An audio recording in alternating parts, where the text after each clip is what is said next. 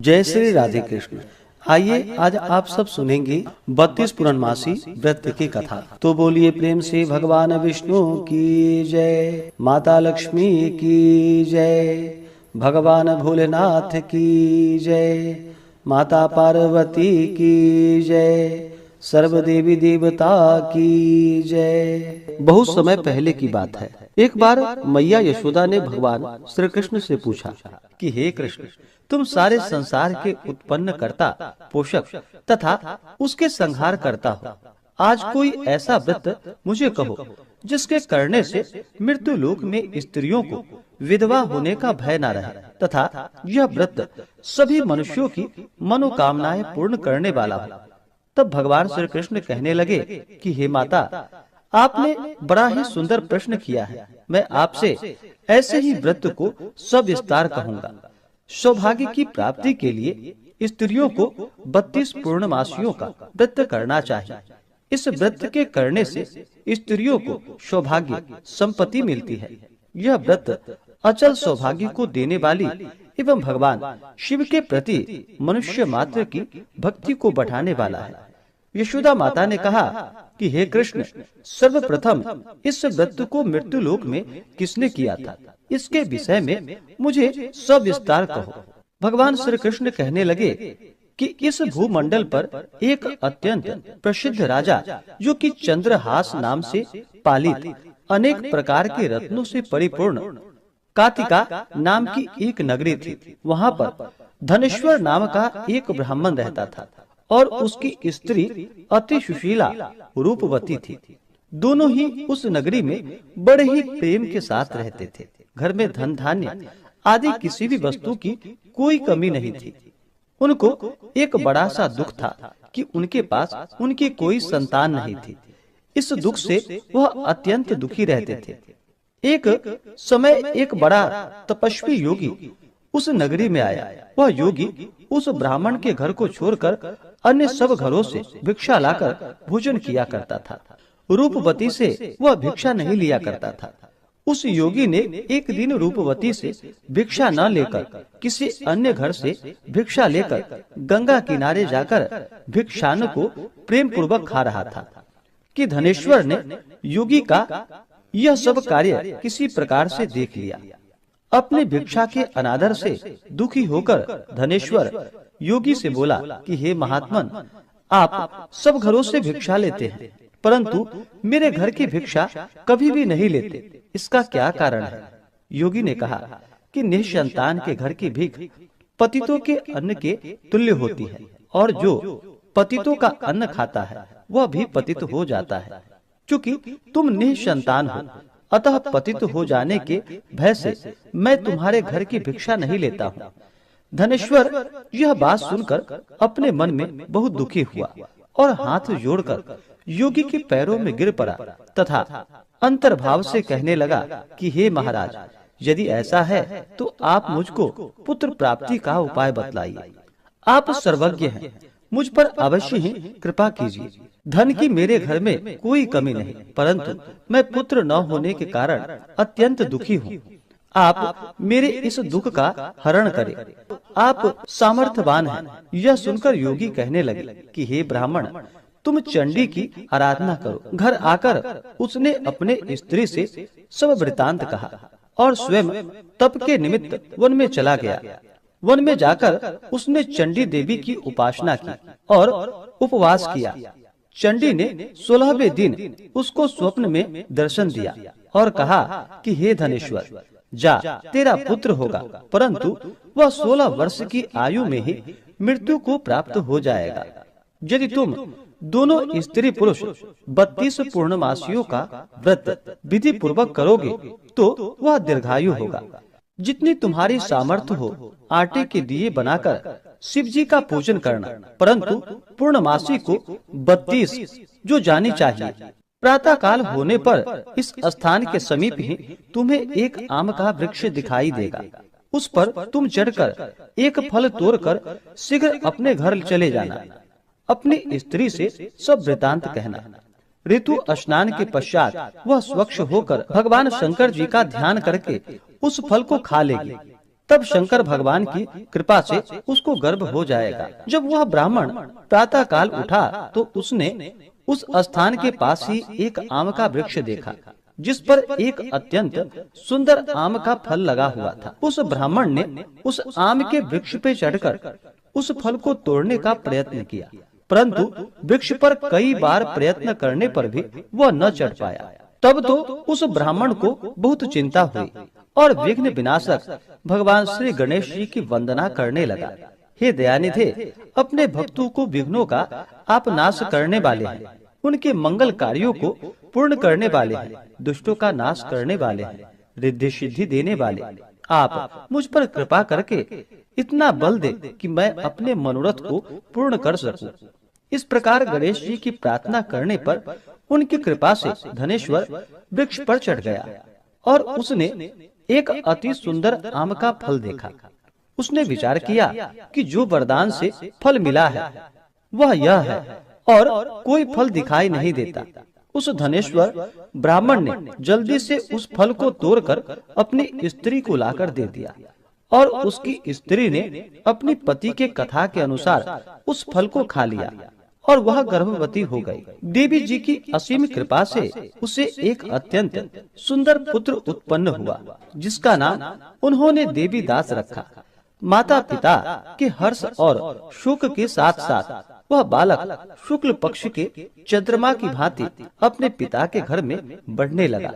भवानी की कृपा से वह बालक बहुत ही सुंदर, सुशील और विद्या पढ़ने में बहुत ही निपुण हो गया। दुर्गा जी की आज्ञा अनुसार उसकी माता ने 32 पूर्णमासी का व्रत रखना प्रारंभ कर दिया, जिससे उसका पुत्र बड़ी आयु वाला हो जाए। 16वां वर्ष लगते ही देवीदास की माता पिता को बड़ी चिंता हो गई कि कहीं उसके पुत्र की इस वर्ष मृत्यु ना हो जाए। इसलिए उन्होंने अपने मन में विचार किया कि यदि यह दुर्घटना उसके सामने हो गई तो वह कैसे सहन करेगा। अस्तु उन्होंने देवीदास के मामा को बुलवाया और कहा कि हमारी इच्छा है कि देवीदास 1 वर्ष तक काशी में जाकर विद्या अध्ययन करे और उसको अकेला भी नहीं छोड़ना चाहिए, इसलिए साथ में तुम चले जाओ और 1 वर्ष के पश्चात इसको वापस लौटा लाना। सब प्रबंध करके उसके माता पिता ने काशी जाने के लिए देवीदास को एक घोड़े पर बैठाकर उसके मामा को उसके साथ भेज दिया। किंतु यह बात उसके मामा या किसी और को कहीं पता नहीं थी। धनेश्वर ने सपत्नीक अपने पुत्र की मंगल कामना तथा दीर्घायु के लिए भगवती दुर्गा की आराधना और पूर्णमासियों का व्रत करना आरंभ कर दिया। इस प्रकार बराबर 32 पूर्णमासी का व्रत पूर्ण किया। कुछ समय के पश्चात एक दिन वह दोनों मामा और भांजा मार्ग में रात्रि बिताने के लिए किसी ग्राम में ठहरे हुए थे। उस दिन उस गांव में एक ब्राह्मण की अत्यंत सुंदर, सुशील, विदुषी और गुणवती कन्या का विवाह होने वाला था। जिस धर्मशाला के अंदर वर और उसकी बारात ठहरी हुई थी, उसी धर्मशाला में देवीदास और उसके मामा भी ठहरे हुए थे। संयोगवश कन्या को तेल आदि चढ़ाकर मंडप आदि का कृत्य किया गया तो लगने के समय वर को धनुवार्त हो गया। अस्तु वर के पिता ने अपने कुटुंबियों से परामर्श करके निश्चय किया कि वह देवीदास मेरे पुत्र जैसा ही सुंदर है, मैं इसके साथ ही लग्न करा दूं और बाद में विवाह के अन्य कार्य मेरे लड़के के साथ हो जाएगा। यह सोचकर देवीदास के मामा से जाकर बोला कि तुम थोड़ी देर के लिए अपने भांजे को हमें दे दो, जिससे विवाह के लग्न का सब कार्य सुचारू रूप से हो सके। तब उसका मामा कहने लगा कि जो कुछ भी मधुपर्क आदि कन्यादान के समय वर को मिले वह सब हमें दे दिया जाए, तो मेरा भांजा इस बारात का दुल्हा बन जाएगा। यह बात वर के पिता ने स्वीकार कर ली। उसने अपने भांजा को वर बनने को भेज दिया और उसके साथ वह विवाह कार्य रात्रि में विधि पूर्वक संपन्न हो गया।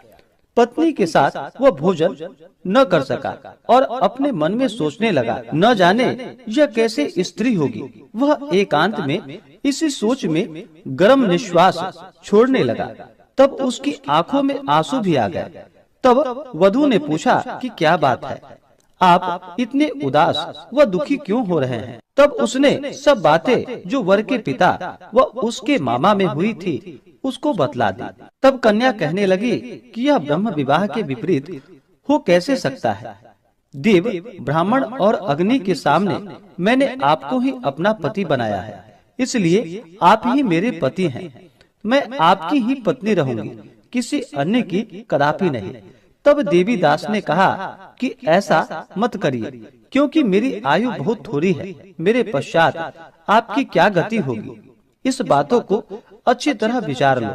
परंतु वह दृढ़ विचार वाली थी, बोली कि जो आपकी गति होगी वही मेरी गति होगी। हे स्वामी, आप उठिए और भोजन करिए, आप निश्चय ही भूखे होंगे।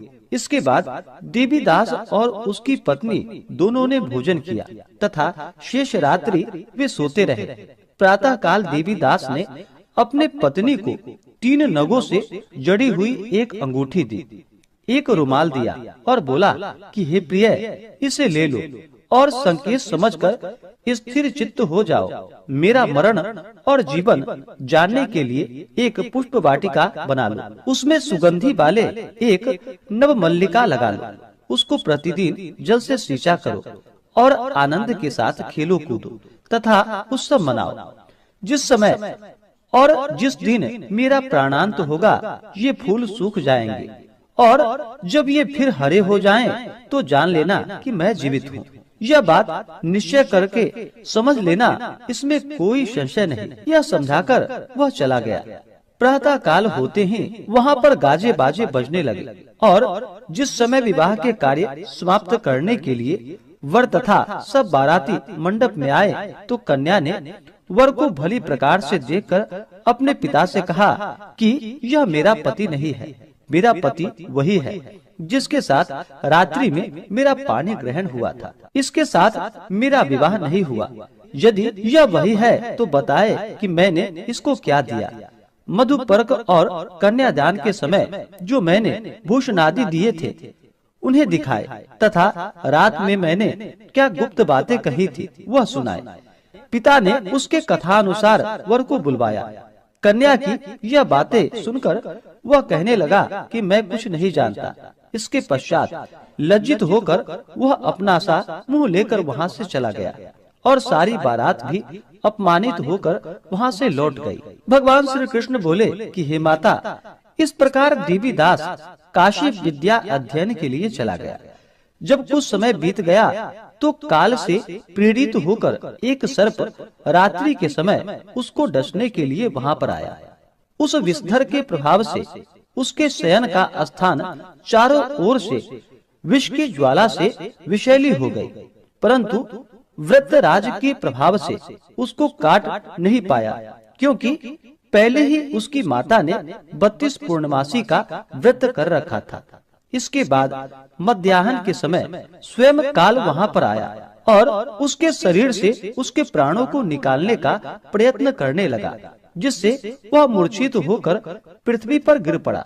भगवान की कृपा से उसी समय पार्वती जी के साथ भगवान शंकर जी वहाँ से आ गए। उसको मूर्छित दशा में देखकर माता पार्वती जी ने भगवान शंकर से प्रार्थना की कि हे प्रभु, इस बालक की माता ने पहले 32 पूर्णमासी का व्रत किया था, जिसके प्रभाव से हे भगवान आप इसको प्राण दान दे।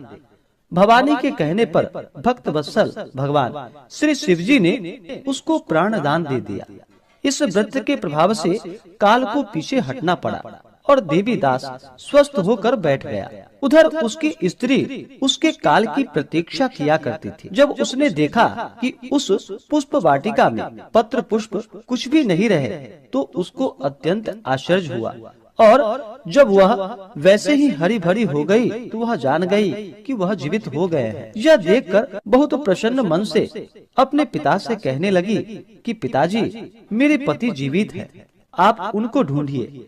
जब 16वां वर्ष व्यतीत हो गया तो देवीदास भी अपने मामा के साथ काशी से चल दिया। इधर उसे उसके ससुर उसको ढूंढने के लिए अपने घर से जाने वाले थे। वह दोनों मामा भांजा वहाँ पर उसी समय आ गए। उनको आया देखकर उसका ससुर बड़ा ही प्रसन्नता के साथ अपने घर में उसे ले गया। उस समय नगर के निवासी भी वहाँ पर इकट्ठे हो गए और सबने निश्चय किया कि अवश्य ही इस बालक के साथ इस कन्या का विवाह हुआ था। उस बालक को जब कन्या ने देखा तो वह पहचान ली और कहा कि यह तो वही है जो संकेत करके गए थे। तदुपरांत सभी कहने लगे कि भला हुआ जो यह आ गया, और सब नगरवासी ने आनंद मनाया।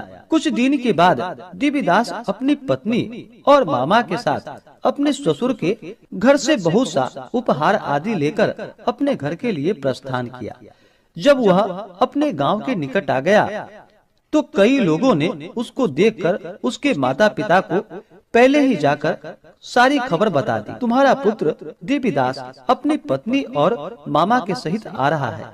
ऐसा समाचार सुनकर पहले तो उन्हें विश्वास ही नहीं हुआ, किंतु जब और लोगों ने भी आकर उनकी बात का समर्थन किया तो उनको बड़ा आश्चर्य हुआ।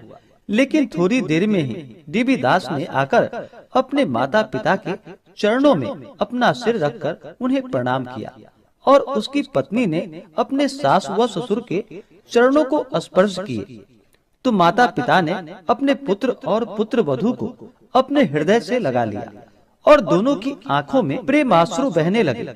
अपने पुत्र और पुत्र वधू के आने की खुशी में धनेश्वर ने बड़ी भारी उत्सव किया और ब्राह्मणों को भी बहुत सी दान और दक्षिणा देकर ब्राह्मणों को संतुष्ट व उन्हें प्रसन्न किया। भगवान श्री कृष्ण जी कहने लगे कि इस प्रकार धनेश्वर 32 पूर्णमासियों के व्रत के प्रभाव से पुत्रवान हो गया। जो भी स्त्रियां इस व्रत को करती हैं वे जन्म जन्मांतर में वैधव्य का दुख नहीं भोगती और सदैव सौभाग्यवती रहती हैं। यह मेरा वचन है, इसमें कोई भी संदेह नहीं है। यह व्रत पुत्र पौत्रों को देने वाला तथा संपूर्ण मनोकामनाओं को पूर्ण करने वाला है। 32 पूर्णमासियों के व्रत करने से व्रती की सभी इच्छाएं भगवान शिव जी की कृपा से पूर्ण हो जाती हैं। तो बोलिए प्रेम से भगवान विष्णु की जय, माता लक्ष्मी की जय, भगवान श्री कृष्ण की जय, भगवान भोलेनाथ की जय, माता पार्वती की जय, सर्वदेवी देवता की जय। तो आशा करता हूँ कि यह जानकारी आपको अच्छा लगा हो। ऐसे ही ज्ञानवर्धक जानकारियाँ प्राप्त करते रहने के लिए चैनल पे अगर आप पहली बार आए हैं तो चैनल को लाल बटन दबा करके सब्सक्राइब करें, साथ में बेल आइकन घंटी को दबाएं ताकि आने वाली वीडियो का नोटिफिकेशन आपको समय से मिलता रहे।